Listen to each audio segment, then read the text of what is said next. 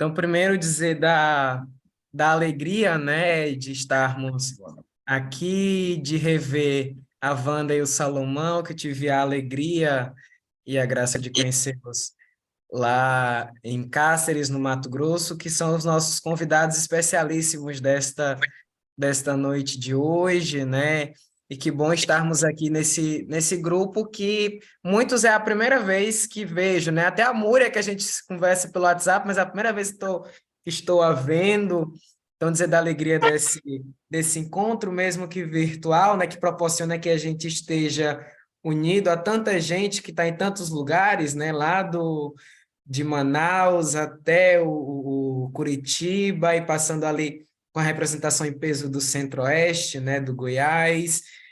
Então, dizer da alegria da gente estar neste espaço que foi provocado, né, Muriel, que a gente foi chamado a estar aqui para pensar um pouquinho neste encontro e nos próximos meses, aquilo que a gente vai celebrar lá em setembro e outubro, que é o tempo da criação. Então, esses encontros servem para a gente como que quem trabalha na terra sabe, né, que a gente, antes de plantar, a gente cuida da terra, né? Então, é como se esses encontros a gente tivesse arando, cuidando da terra, fazendo talvez aquilo que o Milton Nascimento, né, no Cio da Terra nos traz, né, afagando a terra, né? Nesse período a gente vai um pouco então afagar a terra, que seja a terra dos nossos corações, das nossas mentes, que a gente possa então a partir desta série de encontro, né, que serão 4, preparar o nosso coração, preparar as nossas comunidades e animar outros grupos e outras comunidades para celebrarmos o tempo da criação. E aí, nesse desejo de acolhida, eu queria convidar, então, a Wanda e o Salomão para que eles pudessem tocar. Eles estão ali na margem, na beirinha do Rio Paraguai. E agora a gente pode, talvez, fazer, Wanda, o exercício de todo mundo que está aqui, pensar como se a gente estivesse lá na varanda, onde eles estão, sentados todo mundo, recebendo agora o vento que vem do Rio Paraguai, imaginando a beleza desse rio, que é tão importante, né? Que fala tanto de vida. Então, que a gente possa, nesse encontro, imaginar que estamos não em Goiás, não no Amazonas, em Natal ou em Recife, onde quer que a gente esteja, mas que a gente possa se imaginar estando lá do lado da Wanda e do Salomão, que a gente possa se imaginar estando nas margens do Rio Paraguai. Então, gostaria de pedir nesse primeiro momento, Wanda e Salomão, para vocês cantarem alguma coisa para acolher a todos nós aí na casa de vocês, né, virtualmente, mas que a gente se sinta de coração e espírito como se estivéssemos lá no Mato Grosso. Seja bem-vindo quem chega, seja bem-vindo quem chega, trazendo a paz, trazendo a paz, trazendo a paz do Senhor. Traga a bandeira de luta, deixe a bandeira passar. Esta é a nossa conduta. Vamos se unir para mudar. Muito obrigado, Wanda, Salomão. Então, a gente traz as nossas bandeiras de luta. A gente já foi se apresentando e se acolhendo, então agora gostaria de passar para a Múria, que é a nossa anfitriã junto do Juan, para nos dar essa palavra de... Eu já acolhi todo mundo, né? Já me senti acolhido, mas agora pedir aos donos da casa, né, também que nos dê a sua palavra de boas-vindas. Então, Múria, com você a palavra. Então, as boas-vindas para todas e todos vocês. É com alegria que esse ano o CEBI, que é Centro de Estudos Bíblicos, se reúne com várias organizações e entidades para continuar nos ciclos de preparação, é isso que o Paulo chamou, preparação da terra, lá para a temporada da criação em setembro. Então, o SEBI continua nesse ciclo, porque junto com, olha aqui, esse ano é a Diocese Anglicana de Recife, Paulo, vai ajudando aí o que eu esqueci, que é da Igreja Episcopal Anglicana do Brasil, Renovar Nosso Mundo, Criação Bíblia e Taipa, Iser Fé no Clima, quem mais está aqui? Paulo, vai ajudando também. Movimento Laudato Si também. Movimento Laudato Si. Isso porque para fortalecer essa nossa resistência nesse cuidado de uma justiça ambiental ou socioambiental, e nesse cuidado a gente pode usar um termo estranho de salvaguarda da criação.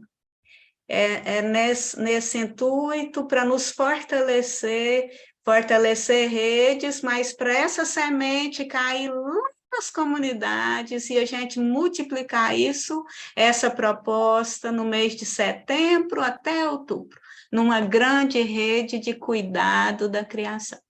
Então, boas-vindas. E a gente discute esse tema, né, do tempo da criação deste ano, que é baseado no livro de Amós, no capítulo 5, verso 24, que a justiça e a paz fluam como um poderoso rio. Esse é o tema que, de forma ecumênica, nos é proposto a pensar durante esta temporada. Então, a gente vai pensar, e a gente pode pensar que a grande tônica, o grande sabor, o grande tempero dessa temporada da criação de 2023 são as águas, né? Os rios, as fontes de água, e ninguém melhor do que a Wanda e o Salomão, que têm dedicado toda uma vida junto com as suas comunidades, que eles acompanham nessa luta e nessa preservação da água. Então, nesse início de encontro, a gente queria fazer e propor uma recordação da vida, né? A gente pensar esse tema a partir da realidade concreta e a realidade concreta que eles dois nos trazem. Então, eu vou pedir à Wanda que inicie de maneira... A gente já iniciou, né? Então, a gente está todo nesse tempo orante, né? O encontro, eles nos leva à oração, mas que ele possa marcar, então, esse início com o canto de abertura desse nosso momento, e em seguida eu convido o Salomão para nos ajudar a refletir um pouco nessa recordação da vida a partir da realidade lá de Cáceres do Mato Grosso, de como está a vida por lá.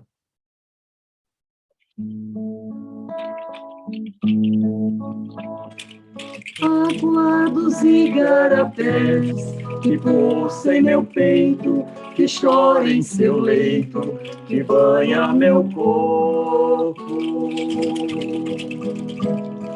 Água salombra ou doce, marrentas ou verdes, azuis cristalinas, sacia esta sede, olhar marejado de tantas meninas. Na cheia os rios tomam águas, milagre das fontes, das serras jorrar. Um dia foi mar dos Xaraés, hoje é meu Pantanal. Na cheia os rios tomam águas, milagre das fontes, das serras jorrar. Um dia foi mar dos Xaraés, hoje é meu Pantanal.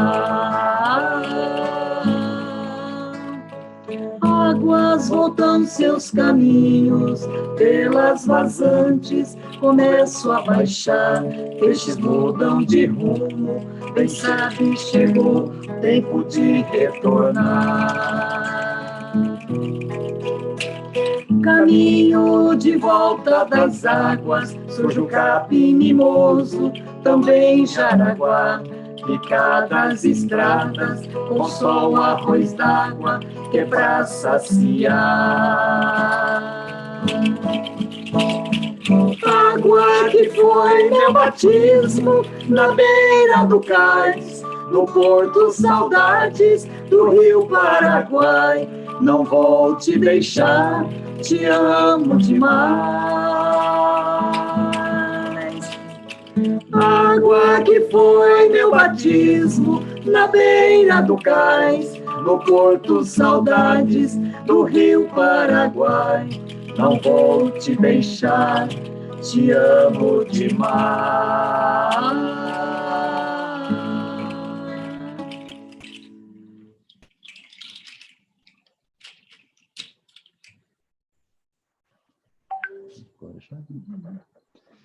Então, gente, boa noite a todos, todas. Que bom a gente poder estar com vocês, né? E vocês estar conosco, né? Nós já recebemos vocês aqui nas nossas águas. E sempre que o pessoal vem ao Pantanal, normalmente a gente batiza eles nas águas do Pantanal, né? Então, sinta-se também batizados, né, nas nossas águas, porque quem se batiza nas nossas águas ajuda a gente a cuidar, ajuda a gente a zelar por esse paraíso, que é de todo mundo, né, mas que pouca gente cuida. A gente ficou um pouquinho de fazer uma memória, e a gente vai fazer um pouco a memória da nossa luta, né? E aí, acho que também é a memória de muitas lutas de vocês. Primeiro, eu, né, Isidoro Salomão, nasci aqui na região do Pantanal, nasci no Pantanal, e nasci no Pantanal do Mato Grosso, porque nós temos vários pantanais, né? O Pantanal do Mato Grosso do Sul, da Bolívia, do Paraguai, né? Nasci no Pantanal do Mato Grosso, que são as nascentes do Pantanal. E a Wanda? Eu venho do Pantanal, do Mato Grosso do Sul, né? Nascida na fronteira, em Campo Grande, e trouxe também, né, lá do Mato Grosso do Sul para o Mato Grosso, né, unindo os dois pantanais, toda essa experiência de trabalho com juventude, trabalhando a mística pantaneira, né, músicas pantaneiras. Então, através disso, foi possível também a gente ter o projeto de 2 CDs, onde a gente canta as músicas que falam da cultura, né? Que falam da forma do povo viver, da forma da espiritualidade também do nosso povo aqui do Pantanal. Então, a nossa luta hoje, a nossa vida, é a luta pelas águas, né? Nós que moramos no Pantanal, a essência do Pantanal é a água, né? E por isso nós somos considerados povos das águas, né? Nós nos consideramos. E fazemos a luta dia a dia como povo das águas. E a coisa mais interessante é que a água começa a ser vista só de um tempo para cá, né? Vista e sentida, né? Quando a gente tinha muito abundância de água, água pura, água jorrando de nossas nascentes, a gente quase não valorizava a água. Inclusive, a nossa primeira luta maior aqui, junto com a MST, né, foi a luta pela terra. Mas chegou um momento que a gente viu que a luta da terra ia adiante, né, muita gente fazendo, e a água estava ficando de lado. E nós descobrimos que uma luta essencial aqui no Pantanal teria que ser a luta da água. E começamos a lutar. E começamos a lutar pela necessidade, né, e não pela abundância, né? A água começou a se tornar difícil no Pantanal e se tornar ameaça e ser ameaçada, né? Se tornar ameaça e ser ameaçada. Então, foi que nasceu a nossa luta, né? E nós começamos a lutar de uma maneira um pouco devagar, né? Mas depois, hoje, a nossa vida inteira praticamente é a luta. Nós moramos no Pantanal, temos uma casa de encontros na beira do Rio Paraguai, né? Temos barcos no rio. Então, toda a nossa vida é muito ligada, e a vida de todos os pantaneiros é muito ligada à questão da água, né? O nosso lazer é a água, a nossa produção é a água,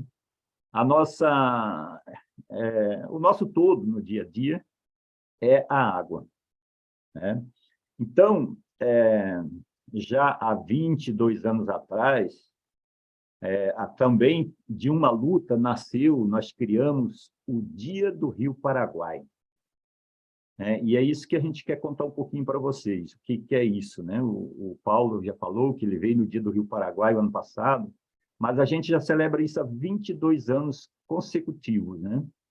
E o Dia do Rio Paraguai ele começou sendo um dia que nós criamos porque um governador, como sempre, né? As ameaças nascem mais a partir dos políticos, e aqui no Mato Grosso, muito a partir do agronegócio, né?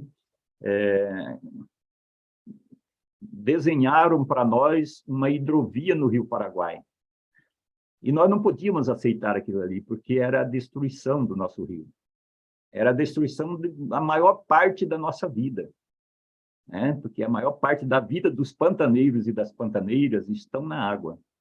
E o rio é muito pequeno para o tamanho das barcaças, da hidrovia que eles queriam colocar no nosso rio e das propostas que eles queriam trazer, que era trazer veneno, trazer um monte de coisas agrotóxico, né, para o agronegócio no Pantanal. E nós, no dia que foi lançar essa pedra fundamental, nesse início da obra, o povo foi ao rio para defender o seu rio.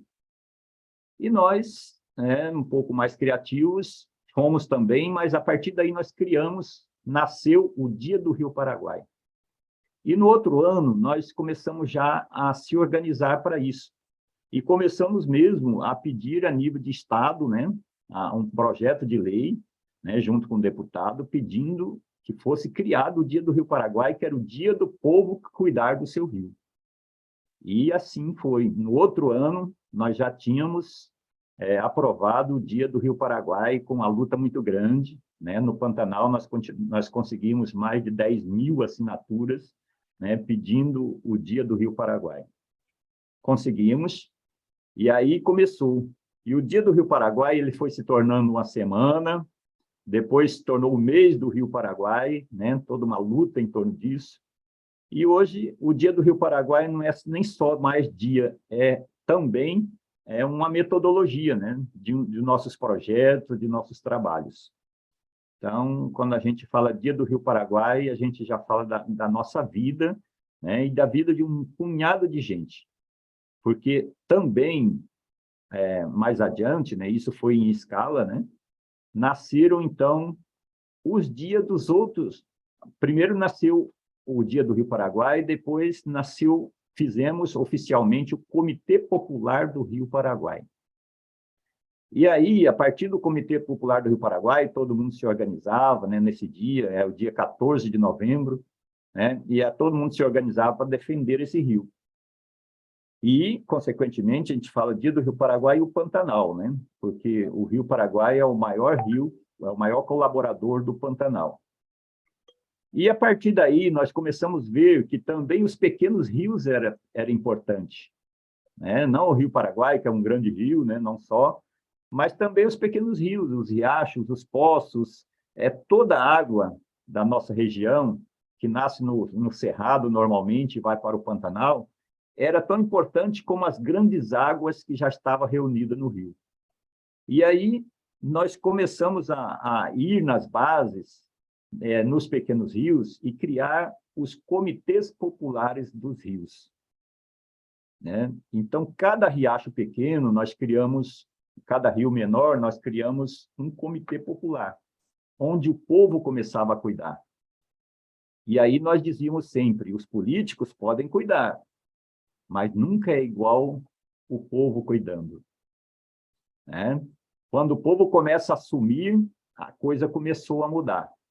Mesmo que os políticos estejam ou não envolvidos. Mas quem tem que assumir uma mudança é o povo. E aí, criando o Comitê Populares dos Rios, que esse ano também, há pouco tempo a mais, ficou Comitês Populares das Águas e do Clima, né? Que a gente viu que o clima também é parte disso e envolve muito todas essas mudanças. Então, a gente criou também, em cada comitê, o Dia do seu rio. E isso ficou muito bonito. Por isso eu chamo a Wanda para contar um pouquinho, né, como é o dia de cada rio aqui na nossa região. Isso, nós temos, então, 13 comitês populares das águas e do clima. E a maioria desses comitês estão em assentamentos da reforma agrária, do MST, tem comitês que estão dentro de quilombos, né? e tem comitês que estão dentro de comunidades tradicionais. Então, a comunidade escolheu o dia que era importante para aquela comunidade, né? Então, a partir do dia escolhido pela comunidade, então, todo ano se celebra. Por exemplo, nós temos agora, em abril, 2 comitês, um dentro de um quilombo e outro no assentamento pelo MST, e depois temos, em maio, um outro comitê que é numa cidade tradicional, de comunidades tradicionais. O bonito é ver, a gente poder ver as mulheres, os homens, como guardiões e guardiãs das águas daquele lugar. E no Dia do Rio, é coisa mais bonito, né? É a comunidade se envolvendo, é a escola participando, é as mulheres que vêm com as suas gamelas, com as suas latas, né? Com seus potes, e a gente vai lá para dentro da água daquele rio celebrar, fazer a mística, né, das águas, junto com toda aquela comunidade envolvida. E aí sai poema, sai canto, sai teatro, sai ações, sai reivindicações, né, do povo por aquele rio. Então, esse amor pelo rio, o rio tendo uma data para ser celebrada, é muito importante. E uma das coisas importantes que sempre, depois de todas as celebrações que se faz, as mulheres se juntam para fazer um bolo pelo Dia do Rio, né? Celebrando, então, toda essa mística, né, que envolve as mulheres e os homens como os guardiões e guardiãs das águas. Isso. E aí os nossos comitês populares das águas e do clima, eles trabalham, primeiro, a gente quis ser um comitê, justamente para não ser uma organização, né,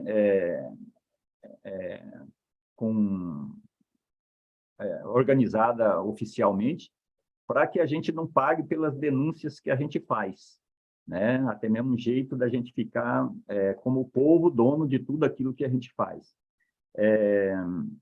E as nossas lutas é muito para denunciar as ameaças que nós temos, né? E as ameaças aqui principais são, uma é a hidrovia, né? Quando vocês verem falar em hidrovia no Pantanal, vocês podem saber que estão falando da morte do nosso rio, né? Porque outros rios, até que nós concordamos com a hidrovia.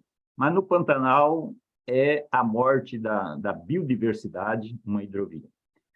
Aqui nós temos a questão das hidrelétricas, né, as IPCHs, que a cada dia surgem, né, nessa beleza natural que é o Pantanal, surgem as PCHs e as hidrelétricas.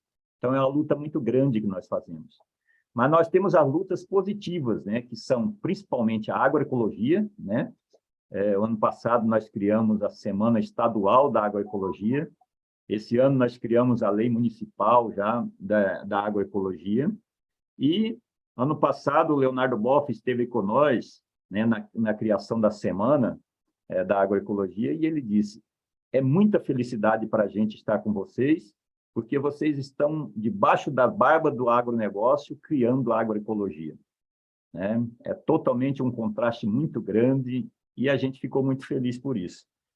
Mas nós trabalhamos também uma coisa muito importante, que são os corredores bioculturais, né? E agora, por exemplo, nós trabalhávamos muito isso no Pantanal, mas agora nós estamos trabalhando junto com todos os biomas, né? No Fórum de Mudanças Climáticas, junto com o Ivo e tantos outros. E estamos agora, inclusive, fazendo uma cartilha, né, para a gente trabalhar os biomas, mas principalmente nessa noção de corredores bioculturais, a vida que corre nesses biomas, né? E, principalmente, essas vidas estão à beira dos rios e correm junto com as águas, né, com a cultura. E a gente, sabendo perceber isso e sentir isso, fica muito bom para a gente trabalhar e para a gente valorizar a vida. Então, é um pouco isso, né? A gente agradece aí ao Paulo, né? E o Paulo também podia falar um meio minutinho, porque ele esteve presente e já pode falar um pouquinho sobre o Pantanal. Obrigado. Obrigado, Salomão e Wanda. Acho que onde eu vou, eu trago, eu disse a Wanda, né? Eu saí de lá, mas onde eu vou, eu trago comigo a experiência do que vi, do que eu vi por lá, né? De como a formação de base ela tem sido importante, né? E isso que o Leonardo fala é muito forte, né? debaixo das barbas do agronegócio tem um povo, e é muita gente, né? São muitas comunidades, eu vi, e celebrar, de denunciar os males, mas também de celebrar a vida, né? Eu acho que a grande lição é de como tudo isso é celebrado, não só reivindicado, não só de se levantar a bandeira de luta para questionar, mas de também celebrar essa vida que pulsa no Pantanal. Então, acho que essa dimensão da festa a gente precisa trazer para as nossas lutas, né? A dimensão da formação do povo. Eu agradeço, então, a Wanda e Salomão por nos trazer essa recordação da vida que é tão bonita e que eu posso dizer assim, dou testemunho de tudo que eles falaram, porque vi, estive lá. Que bom seria que todos os outros, todos que aqui estamos, pudéssemos ir lá ouvir essas coisas pessoalmente, conviver com eles. E aí, para ajudar a gente a iluminar um pouquinho esse nosso momento que a gente pede, né, que a justiça corra, né, como um rio, como esse rio de paz e de justiça, a gente vai ouvir então a palavra que nos ilumina e para chamar a irmã Maria Teixeira, que vai ler para a gente o trecho lá do livro do profeta Amós, a gente pode cantar assim: é como a chuva que lava, é como o fogo que arrasa. Tua palavra é assim, não passa por mim sem deixar um sinal. É como a chuva que lava, é como o fogo que arrasa. Tua palavra é assim, não passa por mim sem deixar um sinal.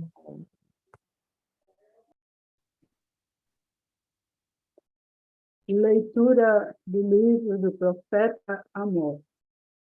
Eu detesto e desprezo as festas, tenho horror dessas reuniões.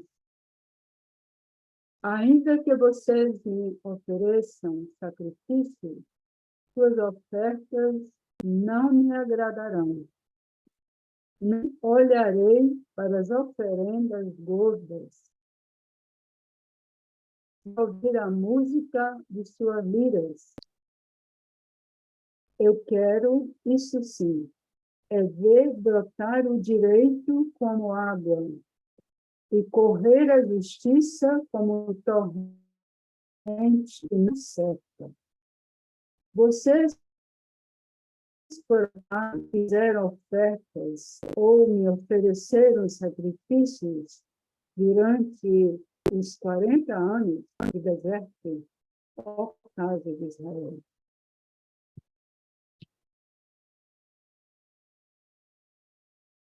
Obrigado, irmã Maria, para nos ajudar, então, a iluminar este caminho a partir da vida que foi recordada pelo Salomão e a Wanda. A gente convida o Marcelo, né? Marcelo, explica para a gente em que contexto acontece esse texto do profeta Amós.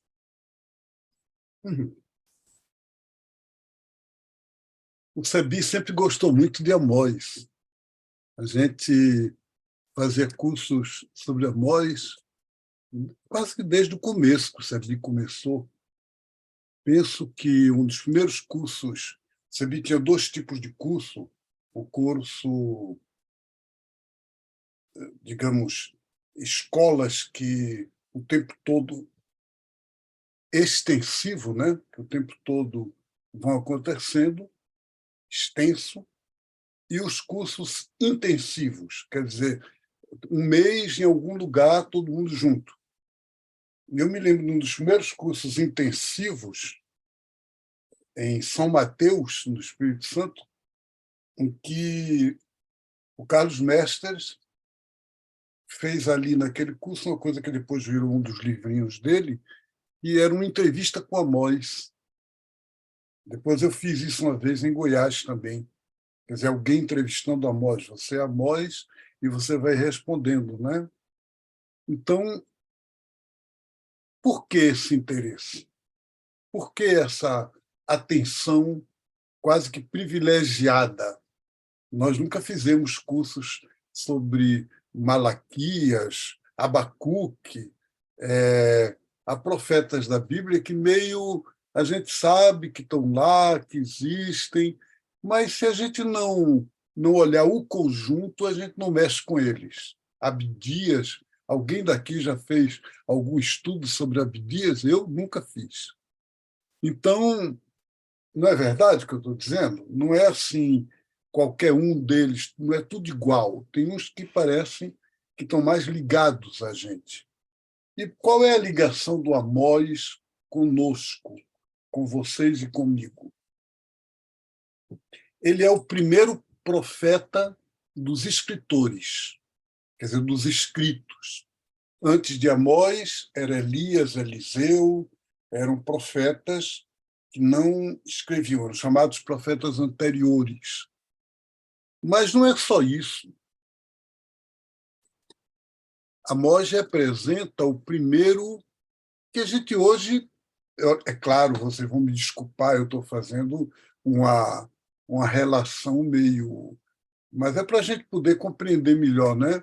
O Amós é mais laical, se a gente pode dizer assim, porque os outros eram sempre ligados a santuários, a confrarias. Por exemplo, Elias não estava ligado a santuário, como, por exemplo, estavam os profetas de Davi, né? Natã, o Davi não, o Elias não, mas Elias estava ligado ao que hoje na Igreja Católica se pode chamar de vida religiosa, quer dizer, uma comunidade de videntes, de pessoas que têm êxtase. Então, do mesmo estilo do Saul, né? Que tem lá um texto no livro de Samuel, que o pessoal pergunta, Saul também está na confraria? Então, era uma confraria, era um, né? Eliseu lidava com um pessoal que a Bíblia está chamando de filhos de profeta. Filhos de profeta é uma maneira de falar no hebraico que é uma comunidade profética. Amós, provavelmente o livro dele representa uma escola, uma comunidade. Não se pode pensar que os 9 capítulos, todos os textos, foi escrito pessoalmente por Amós.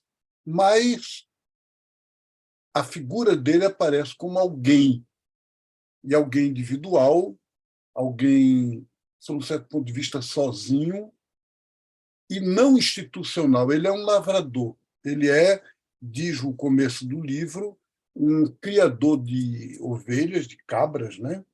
E um plantador, um cultivador de sicômoros. Eu nunca vi um sicômoro. Não sei se vocês já viram, né? Mas é uma árvore daquela região. Então, isso pelo século, o Amós deve ter profetizado de acordo porque o texto de Amós é muito claro. No começo do texto diz, na época do rei Josias em Judá, na época do rei Jeroboão, filho de Joás em Israel, Jeroboão II, não o primeiro, não aquele que brigou com Salomão, mas o Roboão, né? Mas o segundo, que foi uma espécie de faraó, um cara imperial, né? Então, era uma época de muita... os reis queriam pegar tributo daquelas tribos, daqueles clãs. Então, iam invadindo, conquistando. A gente que está na América Latina, a gente pode ler isso numa linha muito, muito próxima, né? Do que era a conquista. E, ao mesmo tempo, aí você tem um cara como Amós que vem na contramão. Enquanto que, por exemplo, no capítulo 14 do segundo livro de Reis, diz que Jonas foi não Jonas aquele do livro, outro profeta Jonas. Era um profeta que apoiava o rei, era um profeta de corte. Hoje a gente tem pastores de corte, padres de corte, bispos de corte, tem ou não tem? Grupos católicos, grupos evangélicos, que são de corte, quer dizer, que estão no poder, que se o Lula abrir os olhos, não tomar muito cuidado, os caras que apoiavam Bolsonaro até um mês atrás passam a apoiá-lo porque ele está no poder. e eles são profetas de corte. Eles gostam da corte. Eles precisam do dinheiro, do apoio, dos privilégios. E o Amós era um lavrador. E Deus mandou do sul, ele era de Tecoa, uma pequena aldeia do sul, para fazer o trabalho dele na Samaria. E ele foi expulso de lá. Então, a profecia de Amós parece ter sido muito pouco tempo. Ele foi apagado, ele foi eliminado. Ninguém sabe como morreu, ninguém sabe se ele era um jovem, provavelmente, pelo jeito, né? E trabalhou na Samaria, mas um profeta e um sacerdote se juntaram, delataram ele ao rei e ele foi expulso. E acabou. Então, o contexto é esse. E tem uma coisa importante, que é os profetas anteriores, eles às vezes criticavam. O profeta Natan criticou Davi, houve uma crítica a Salomão. Os profetas têm essa dimensão da profecia. A gente sabe, a CNBB às vezes faz críticas. A pergunta é reformista ou é uma crítica de transformação radical? Os profetas anteriores a Amós parecem reformistas. Quer dizer, parecem acreditar que havia um erro, que haviam coisas erradas, que tinham que ser consertadas, mas, em princípio, o sistema está bem.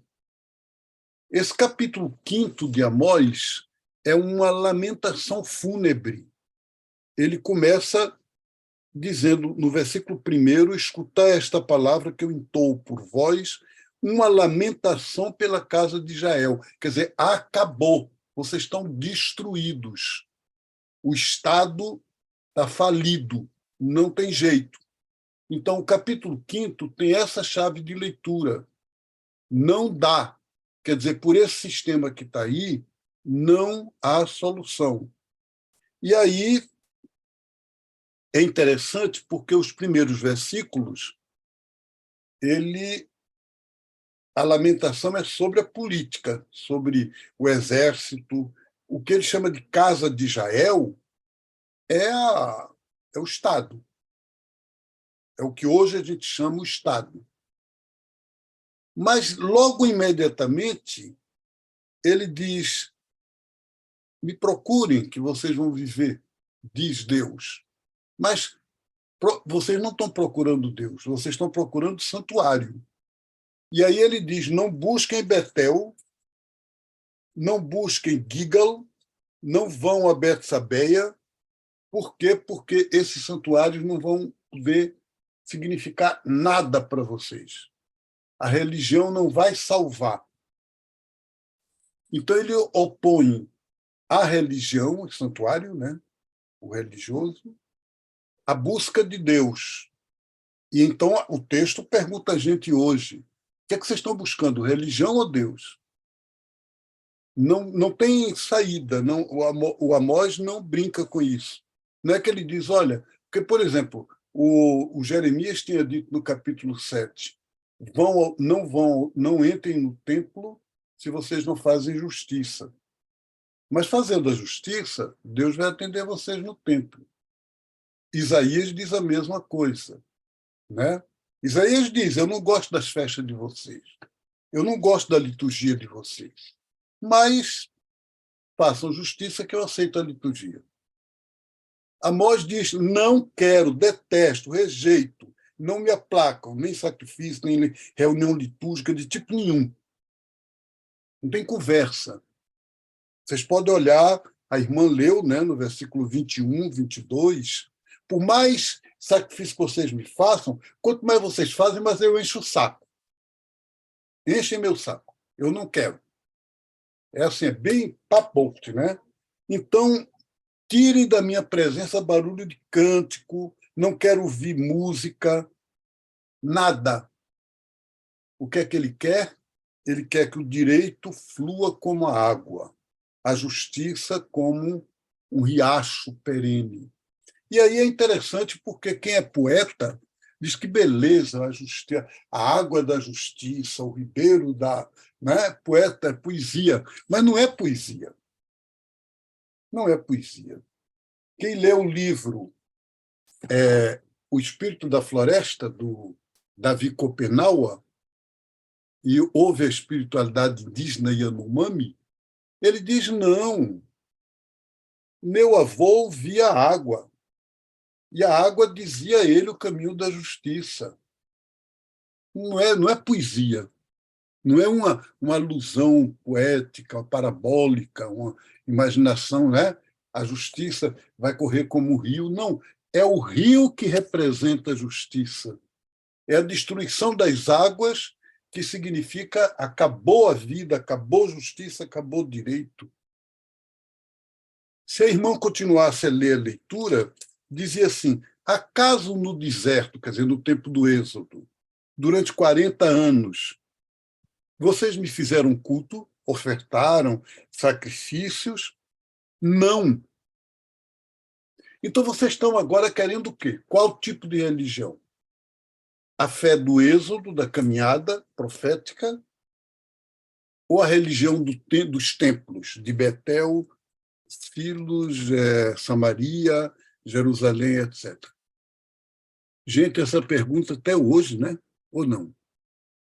Muda o contexto, a gente não é para copiar, não é para fazer leitura fundamentalista, mas até hoje o que você tem na realidade brasileira é isso. E aí, fé no clima, tempo da criação. Mas o tempo da criação para essas igrejas é o quê? É um tempo como tem o Advento, Natal, Páscoa, e também tem o tempo da criação. Acabou o tempo da criação, acabou. É litúrgico. E não pode ser litúrgico. Quer dizer, pode ser litúrgico, não estou dizendo que não possa mais, estou dizendo, não pode ser só litúrgico. Não pode ser principalmente litúrgico. Teria que ser a gente voltar, sim, à questão da criação. Vocês sabem, na Páscoa agora, hoje neste dia, as orações que os padres estão lendo nos missais, no breviário, na liturgia das horas, comum em tudo que é de igreja.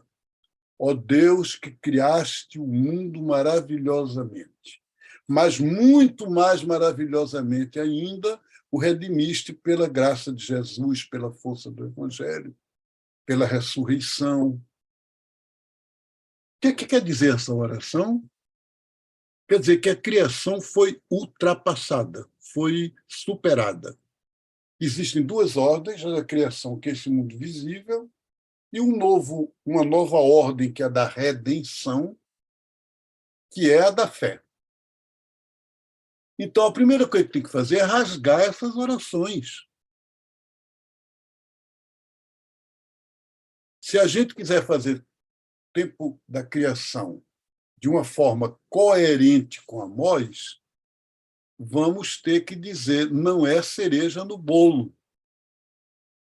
Não é como a campanha da fraternidade da maioria das nossas paróquias, que coloca o cartazinho na parede e procura saber como ajeitar ali de modo que não prejudique a quaresma.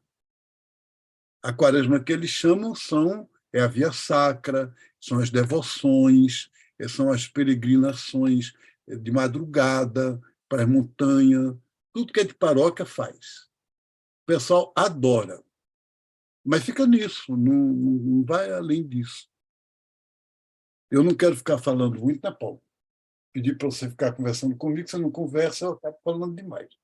Mas vocês concordam comigo com isso que eu disse? Situei o Amós para vocês, laical, antirritual. Eu, Marcelo, não sou antirritual. Eu estou dizendo que Amós era. Né? Amós foi. Eu não sou por quê? Porque eu estou trabalhando com culturas populares que adoram culto, toda essa coisa antropológica, a gente tem que respeitar. Mas saber que isto não é a fé, entendeu? Você respeita, você se insere, você fala essa linguagem como alguém que fala português, que fala alemão, que fala francês. Mas o que constitui o conteúdo não é a linguagem. O eu te amo, você pode dizer em francês, em português, em alemão, na língua que você quiser. Você está dizendo eu te amo. O importante é isso, e não a língua. Não é? Então, gente, o que é importante nessa história desses versículos que o tempo da criação esse ano assumiu, é de dizer, vamos redescobrir com as espiritualidades originárias, indígena e negra, essa sacramentalidade fundamental da criação, da terra, das águas, os rios como rios de justiça, os rios do Pantanal, não um rio simbólico da minha cabeça, que é a torrente de justiça. Não, a torrente de justiça é o rio Paraguai. É aqui em Recife o rio Capibaribe, que virou esgoto. Marcelo, eu estava escutando você e, a partir da escuta da Wanda e do Salomão, estava pensando uma coisa simples. Então, Amós, o profeta dos escritos. A experiência da Wanda e do Salomão são os profetas e as profetisas dos dias dos rios, ou dos corredores bioculturais, a vida que corre nesses corredores. Então, da mesma forma que tem o profeta do escrito, tem as profetisas e os profetas dos dias dos rios, que congrega, anima, celebra, canta e luta. Eu fiquei pensando. Muito bom, Muriel. Provavelmente, pode ser até que o livro de Amós foi escrito por um discípulo, por uma escola que veio depois dele, né? Mas a gente diz ele foi o primeiro profeta escritor no sentido que é o primeiro profeta que tem um livro dele. Os outros não, anteriores não têm. Elias, não existe livro de Elias, de Eliseu, de outros profetas, Miqueias de Ímila, né? Tem outro Miqueias, não aquele. Então, Amós é o primeiro. E você tem toda a razão. Acho que Salomão, e elas são profetas, né? Salomão e Wanda, do que está escrito nas águas, do que está escrito como os nossos povos originários, né? Então, a gente agradece as partilhas, né, que também são tão ricas, e acho que vou falar depois do Marcelo, na hora do chamar da ação eu falo. Então, Marcelo, com você a palavra.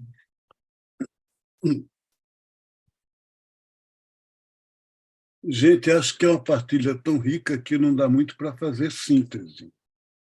A única coisa que eu pensei em dizer para vocês quase como uma conclusão, eu acho que tem dois elementos. O Amós opõe uma religião ritual e uma fé profética. E a pergunta que ele faz a nós hoje é: você está mais seguindo a fé profética ou está mais seguindo a religião ritual?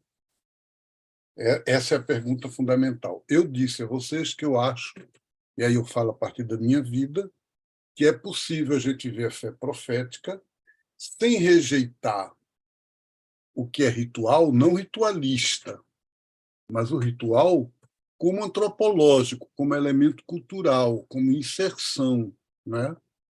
Mas sabendo que o fundamental é a profecia.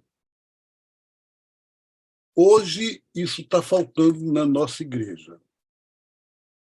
Nós constatamos, parece que os grupos aqui constataram, pelo que eu entendi, vocês falaram de paróquias, de comunidades que não vivem essa prioridade da profecia.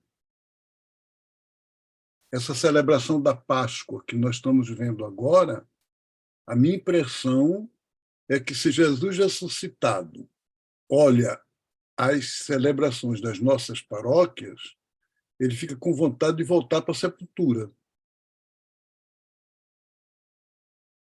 Ele desiste de ficar como ressuscitado, porque são celebrações mais para o lado do túmulo, da estrutura, do que é pesado, do que é legalista, do que uma festa de ressurreição. Vocês concordam comigo? Então, a grande questão é como nós podemos priorizar a fé profética. E aí acho que tem dois caminhos. O primeiro, que eu chamei a atenção, é, desde o Sínodo da Amazônia, tanto o documento final do Sínodo como a exortação do Papa, querida Amazônia, propõe, e não só para a Igreja Católica, eu sei que aqui tem gente de outras igrejas, propõe para as igrejas cristãs diálogo e aprender com as culturas dos povos originários. A minha impressão é que esse pedido ficou no ar. Não, pessoal, não há essa sensibilidade. Mesmo entre nós, mesmo o pessoal do CEBI, não tem essa sensibilidade. A antena não tá ligada. Se perguntar, a gente valoriza, a gente está de acordo, a gente gosta, a gente... Eu estou querendo provocar vocês, né? Mas não sinto que a antena esteja ligada. Então, o tempo da criação esse ano podia ser um tempo para ligar a antena. Sabe quando você ligado, a minha internet está ligada? Não, a minha internet não está ligada. Está tudo lá em casa, eu tenho internet, mas não consegui conectar. Então, conectar significa ouvir, aprender, valorizar, descobrir como fonte de espiritualidade as culturas, inclusive religiosas, dos povos originários e das comunidades negras, que têm essa base em que a terra e a criação são sacramentos divinos, muito mais do que no cristianismo. Então, temos que aprender isso. Eu estou tentando aprender do jeito que eu posso. Convido vocês a entrar nesse caminho, como proposta do tempo da criação. A segunda coisa é acentuar, mesmo nas nossas igrejas, portanto, para dentro das igrejas, essa dimensão profética. O Paulo sabe que aqui no Recife, sábado, nós vamos ter com o grupo ecumênico a atualização do Pacto das Catacumbas.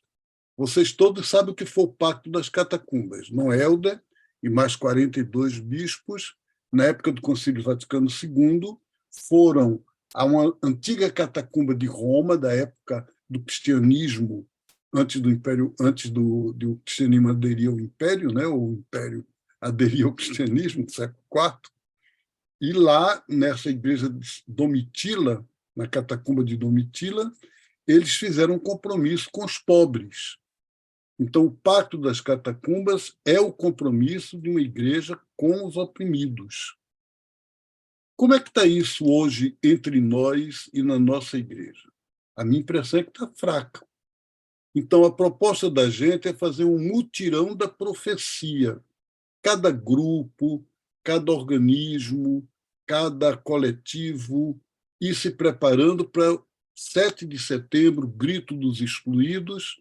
O grito é dos excluídos, mas nós todos, juntos com eles, fazemos um compromisso de que a igreja tem que ser dos excluídos, tem que ser dos oprimidos, tem que ser do povo, não só para eles, mas deles.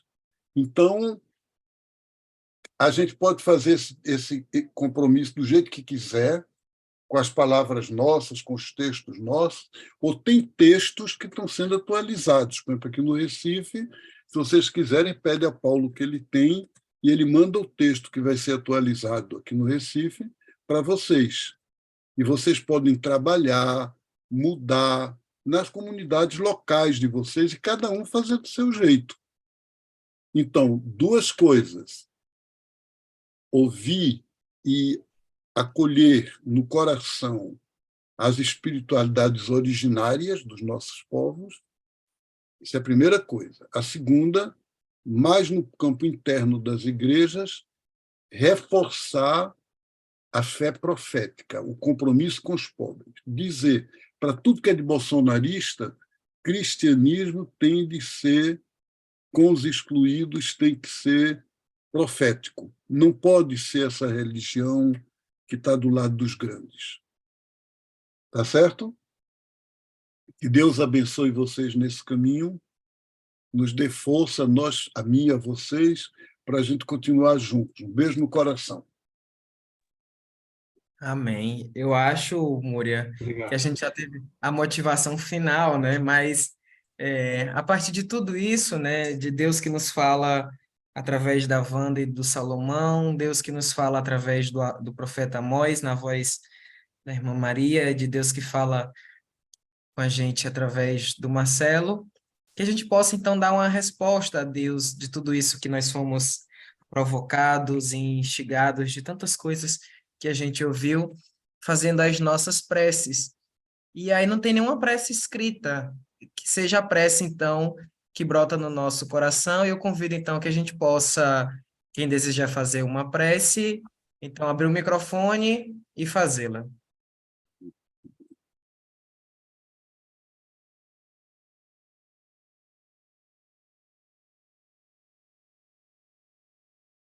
Só não pode ser todo mundo de uma vez, gente. Tem que ser um por vez, senão a gente não consegue se escutar. Dá interferência aqui no Zoom.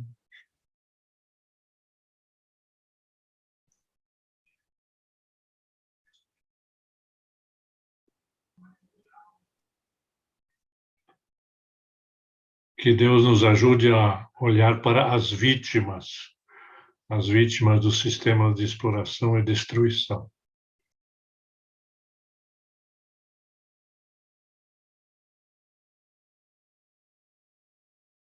Que Deus nos ajude a viver o desprendimento e trabalhar a profecia a partir da nossa prática e do nosso coração.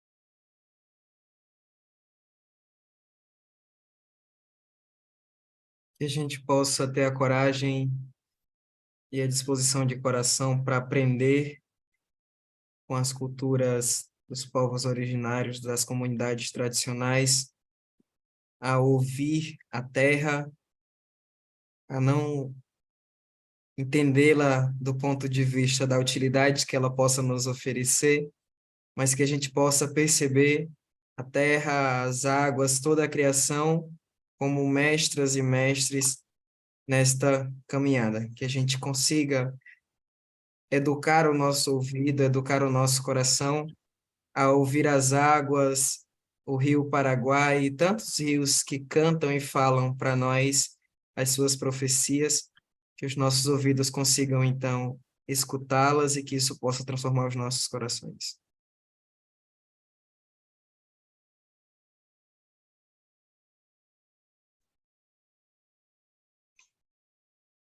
Eu quero pedir a Deus que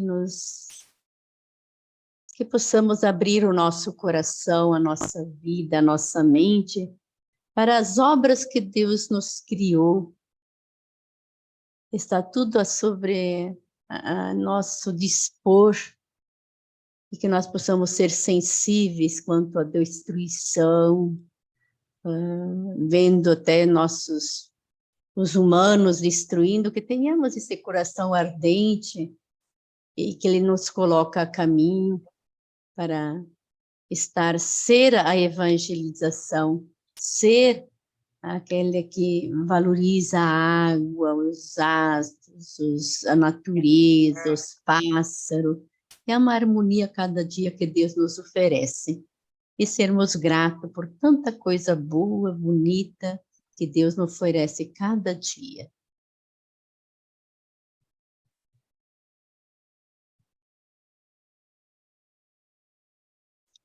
Tudo isso, então, a gente pede a Deus, que é Pai e Mãe de amor, que acolha a estes nossos pedidos e que o Espírito nos inspire a um coração que saiba louvar e reconhecer a Deus em toda a sua criação.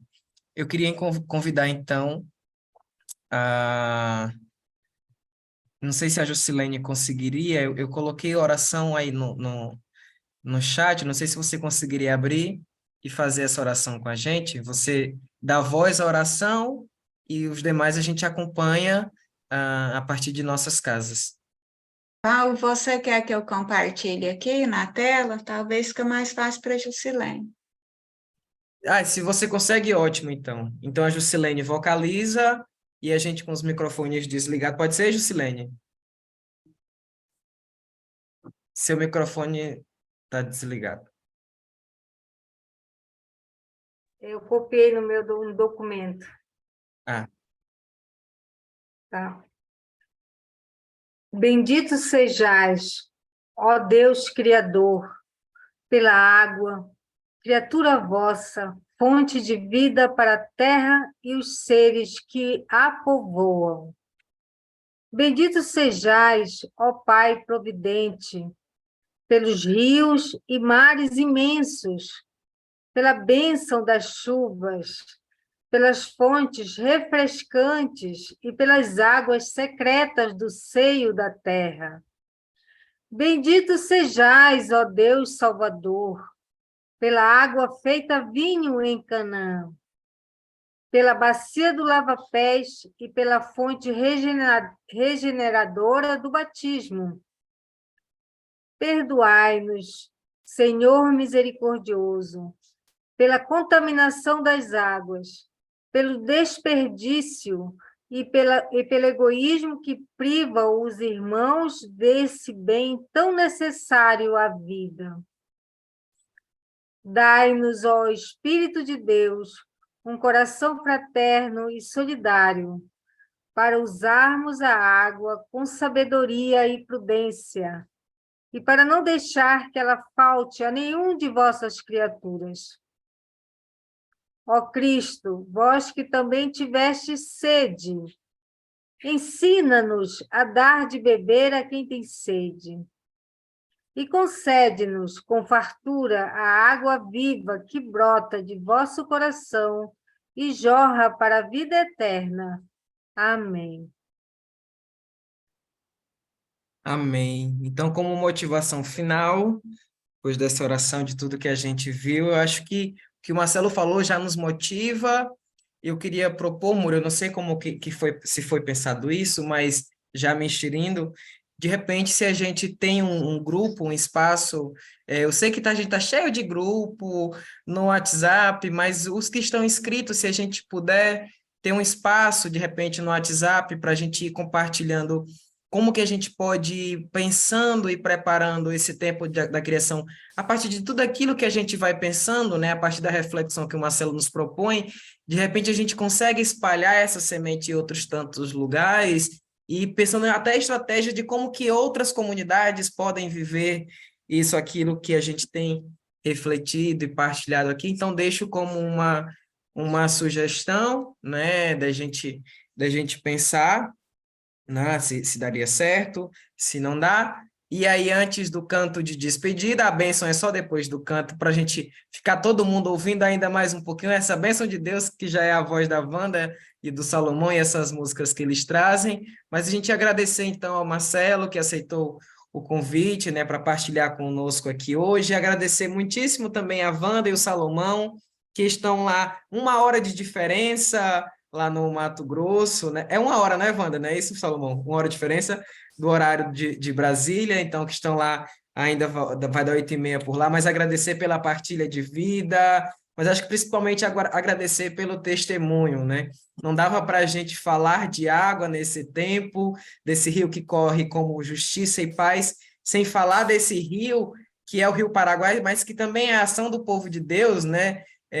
Que acontece lá no Mato Grosso, né? Então, que o Rio Paraguai possa desaguar não só no Rio, acho que é o Rio Prata, né, Salomão, que ele deságua lá, agora a aula de geografia me faltou, mas que o Rio Paraguai dê uma curva ali, inunde todo o centro-oeste, o nordeste, o norte, sul, sudeste, e que chegue até nós essas experiências que brotam lá no Pantanal como inspiração para que a gente possa também, nos nossos lugares, criar esses comitês populares, né? Se eles não nos permitem de maneira oficial, a gente então chega, derruba a porta e diz, olha, esse é aqui que o povo pensa, o povo está pensando, o povo está refletindo, o povo está rezando, o povo está celebrando, e a gente quer falar e a gente quer ser escutado. Então, antes da gente finalizar, eu queria pedir, então, depois do cântico, que já vai ser uma bênção, mas eu vi que a reverenda Odete estava, eu não sei se é uma gata, se é um gato, mas já que ela estava aí mais próximo, né, esse sinal que ela pudesse, depois do cântico, nos dar a bênção e nos despedir nessa noite de hoje, né, da gente receber, então, o grupo aqui, a maioria é feminino, então, receber a bênção feminina neste dia de hoje. Pode ser, reverenda? Pronto. Então,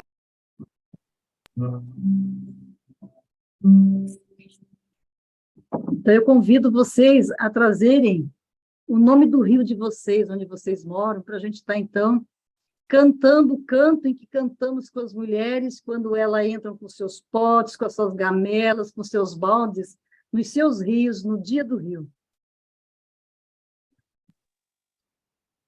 Quero colocar aqui todos os rios aqui da minha comunidade, eu sou do Nordeste, e esse ano está chovendo bastante. E os rios, né, eu vou trazer o rio, na verdade vou trazer o Açu de Cachoeira, que é o que abastece a nossa cidade. E vem assim, cheios de muitas farturas. eu vou trazer o rio que está pertinho de mim, que é o Rio Potengi. Eu trago o Rio Iguaçu, Foz do Iguaçu, Rio Iguaçu e o Paranazão. Eu vou trazer o rio da minha terra natal, que é Rio Verde. E o Capibaribe. Rio dos Peixes, que é daqui da minha região. Rio Doce. Rio Coxim. Rio Araguaia. Rio Negro e Solimões. Rio Maranhão, aqui mesmo em Goiás. Eu vou trazer o rio onde eu nasci. É Rio Jutuba, no estado do Pará.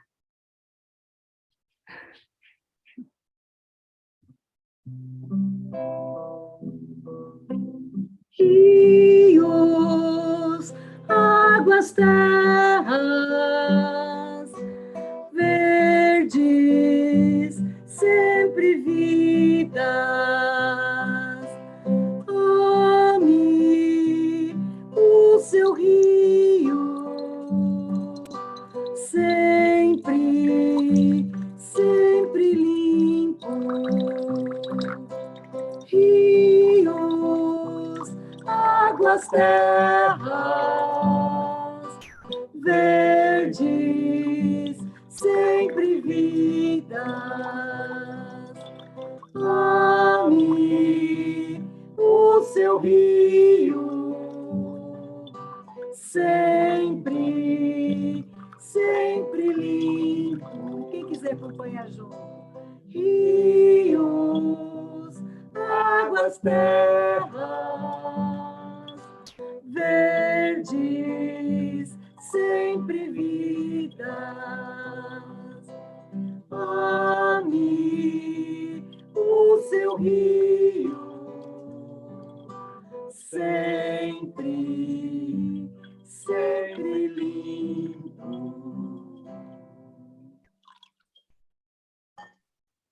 Então, recebamos a bênção, que é a bênção de Deus de Sara, Abrão e Agar, a bênção do Filho, nascido de Maria, que é a bênção do Espírito Santo de amor, que cuida com carinho, qual mãe cuida da gente, esteja sobre todas e todos nós, hoje e sempre.